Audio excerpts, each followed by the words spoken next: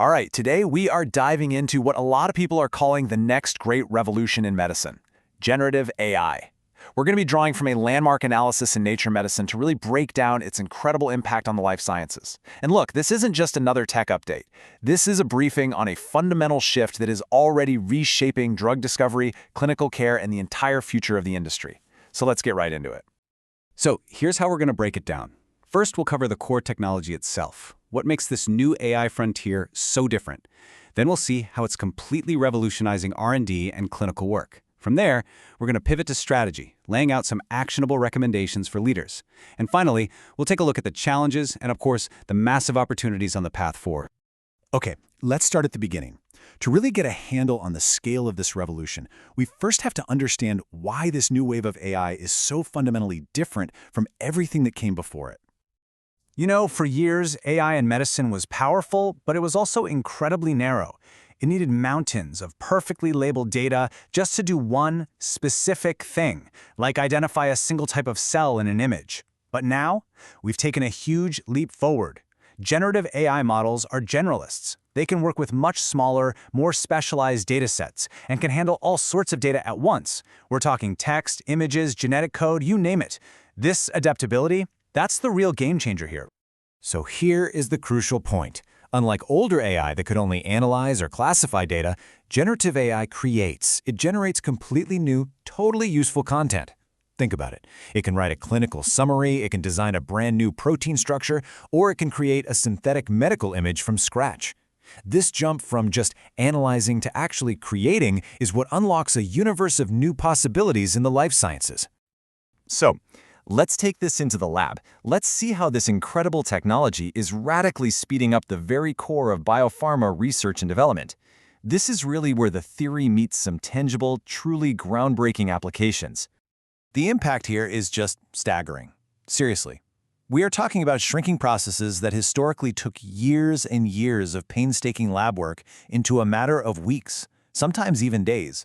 This isn't just a small incremental improvement. It's a fundamental acceleration in the pace of discovery itself, and that directly impacts how quickly new, life-saving therapies can actually get to patients. So GAI is tackling some of the biggest, gnarliest problems in biology. For example, predicting how a protein folds. That used to be a Nobel Prize-worthy challenge. Now, you've got tools like AlphaFold that can do it with unbelievable accuracy. This lets researchers rapidly identify new drug targets and, like we saw with the CDK20 enzyme, discover novel drug candidates with an efficiency that was just unimaginable before. For companies, this means R&D timelines that could take a decade are getting crushed, potentially saving billions of dollars. And this right here perfectly illustrates where this is all going. The technology is evolving beyond just being a tool, it's becoming an active research partner. We are literally seeing the dawn of self-driving labs, where you can give an AI agent a hypothesis and it can autonomously design and then run the experiments to test it. This points to a future where the AI is a true co-scientist, just massively amplifying our own human ingenuity. All right, so how does this innovation move from the lab and actually start impacting doctors and patients in the clinic? Well, that same creative power is being used to streamline clinical workflows, slash administrative burdens, and ultimately redefine what patient care looks like. I mean, just picture a typical patient visit. GAI can support the clinician at every single step. It can analyze retinal scans or pathology slides to help with the diagnosis. Then, during the consultation, an ambient AI scribe can just listen to the conversation and automatically draft the clinical notes. This frees up the doctor to focus 100% on the patient. And after the visit, it can generate crystal clear discharge instructions in multiple languages, which is huge for patient understanding and follow-through. And the operational impact of this is just massive. A huge part of a clinician's day is eaten up by paperwork and administrative tasks, and it's a major cause of burnout. GAI has the potential to automate a massive chunk of that work, from writing notes to medical coding, giving that precious time right back to where it belongs, with the patient.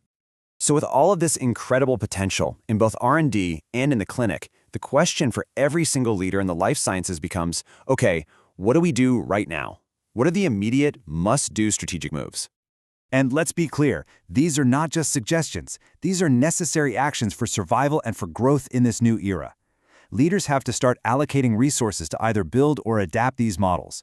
They need to prioritize AI literacy, making sure their whole organization, top to bottom, understands this technology. Critically, they have to establish rock-solid frameworks for validation and safety, because in medicine, trust is everything. And finally, they should be out there identifying smart partnerships to move even faster. But of course, seizing these opportunities means you have to be smart about the risks. So let's talk about the challenges that absolutely must be managed as we move forward. Success here is really a balancing act. For every risk, there's a powerful opportunity on the other side of the coin. The risk of model hallucinations, where the AI confidently just makes things up, is very real. But that's balanced by the opportunity to generate high-quality synthetic data that can train better, more accurate models, all while protecting patient privacy. Navigating complex regulations is, of course, a huge challenge, but being the first to build a compliant, validated system creates an unbelievable competitive advantage. So this fundamental shift, it's not a forecast anymore. It's not some far-off future prospect. It is a present-day reality. The technology is here, and it's getting better at an exponential rate. So the central question is no longer if this is going to change medicine, but how. And for every single organization in this space, the most important question is the one right here on your screen. The generative medicine era has begun. How will you lead it?